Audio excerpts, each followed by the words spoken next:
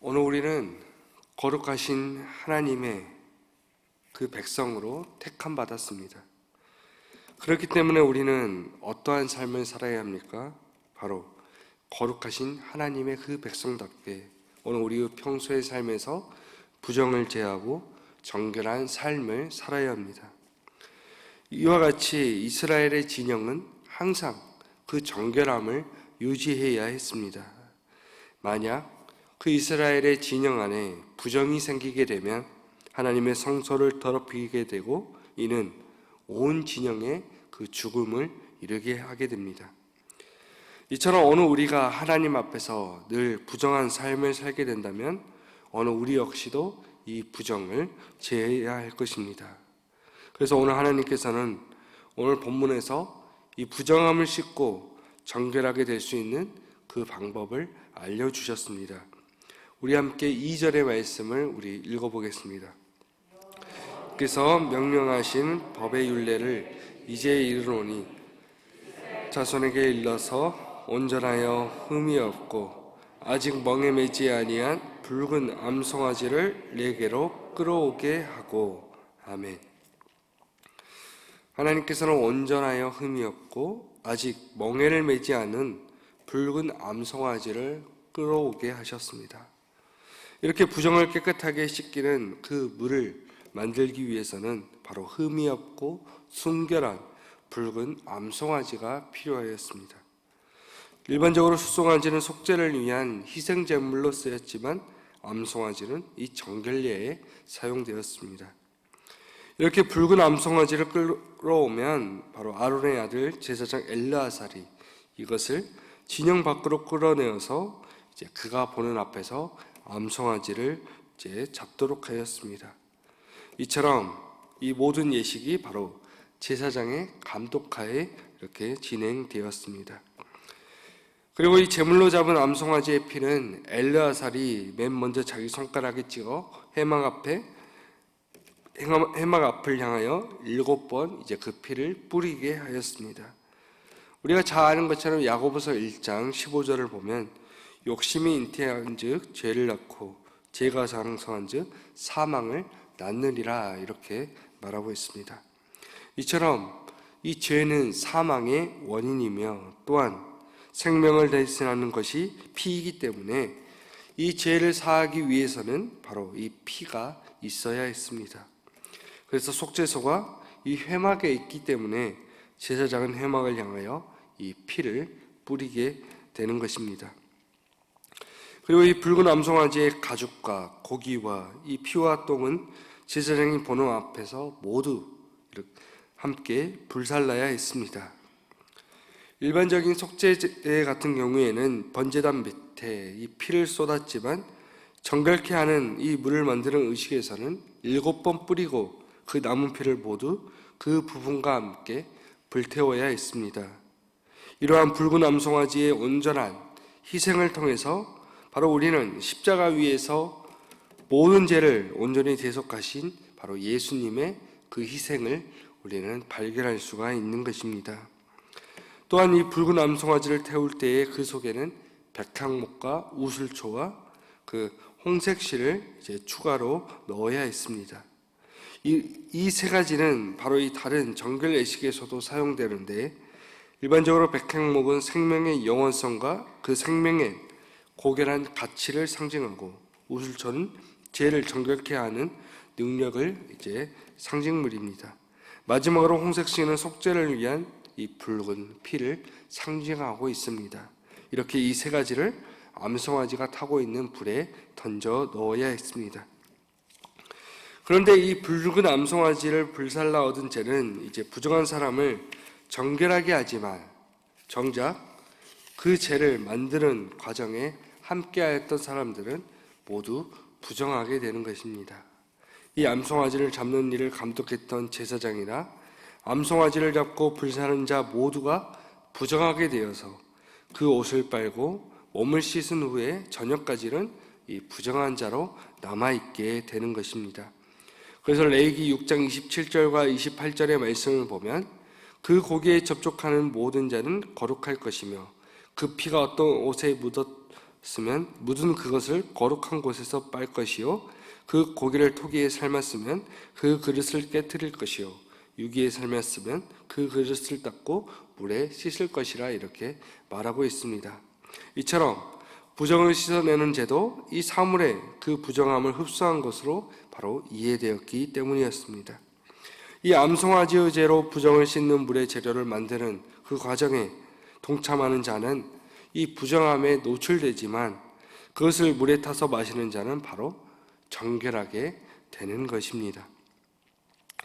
그리고 이 붉은 암송아지의 재는 정결한 자가 그것을 거두어서 진영 밖 정한 곳에 이제 보관하게 하였습니다.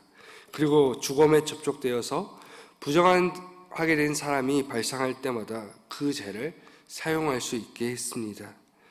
이를 통해서 알 수 있듯이 오늘 우리 사람들은 언제나 늘 하나님 앞에서 범죄한 삶을 살 수밖에 없지만 하나님께서는 그런 오늘 우리를 위해 우리를 용서하시기를 바로 기뻐하신다는 사실입니다.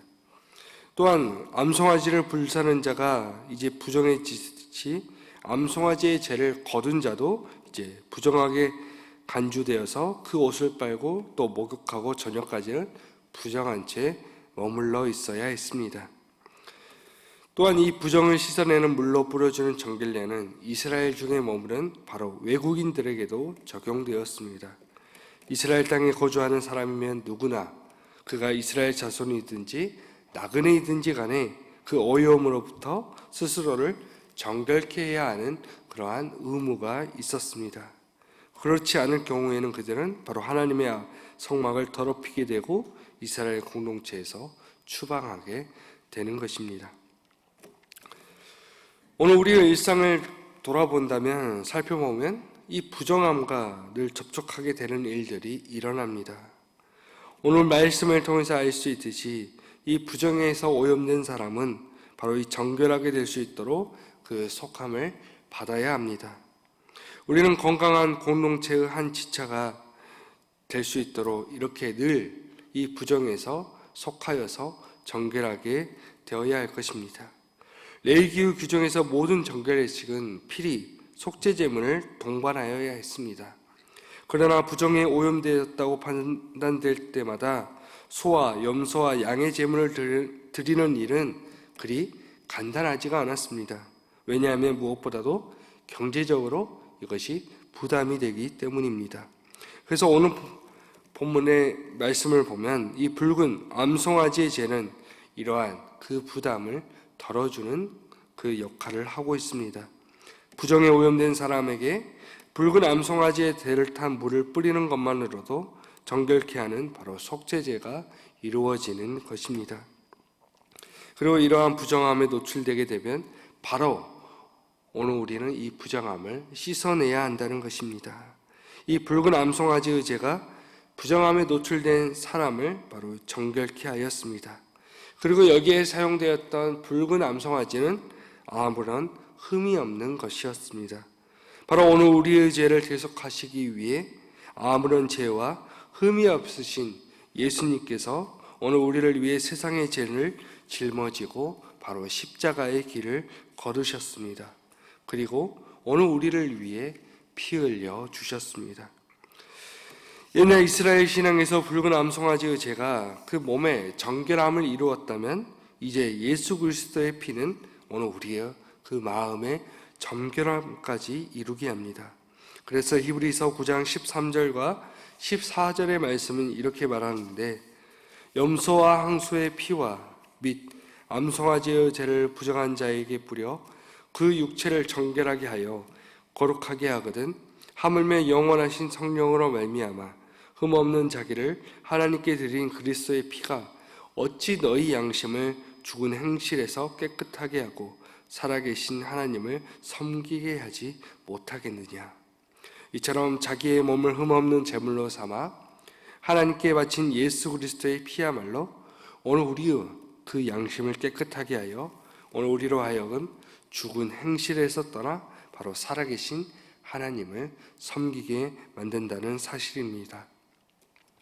그런데 만약 오늘 우리가 여전히 그 부정함의 자리에 있다면 오늘 우리는 절대로 하나님과 온전한 그 교제를 나눌 수가 없습니다. 오늘 우리의 마음이 여전히 다른 것을 향하여 있다면 오늘 우리는 하나님을 제대로 섬길 수가 없습니다. 오늘 우리에게 필요한 것은 바로 부정을 정결하게 하는 것입니다. 그리고 주님께서 피 흘려 주심으로 우리를 정결하게 하셨습니다. 그렇기 때문에 오늘 우리는 늘 삶의 자리에서 이 부정함의 자리를 떠나서 하나님과 이 깊은 교제를 나누며 살아야 한다는 것입니다.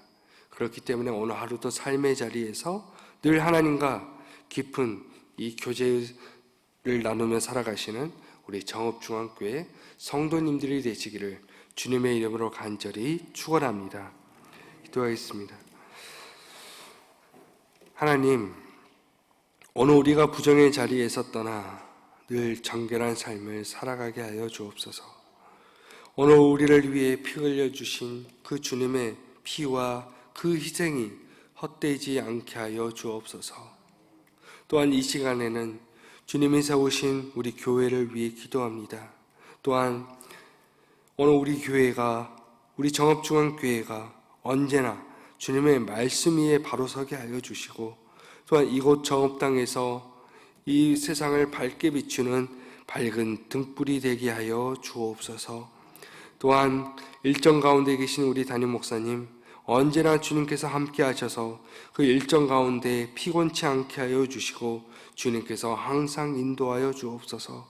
그 맡겨주신 그 사역 가운데 늘 주님께서 함께 하심으로 주님의 그 한없는 은혜를 더하여 주옵소서. 오늘 하루도 우리 교우들 늘 부정함에서 떠나 정결한 삶을 살아가게 하여 주옵소서.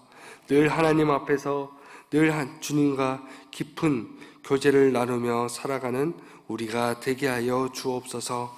주 예수 그리스도의 은혜와 하나님의 사랑과 성령님의 사귐이 언제나 정결한 삶을 살기 위해 늘 결단하는 우리 성도들에게 지금부터 영원토록 함께 하시기를 간절히 축원하옵나이다. 아멘.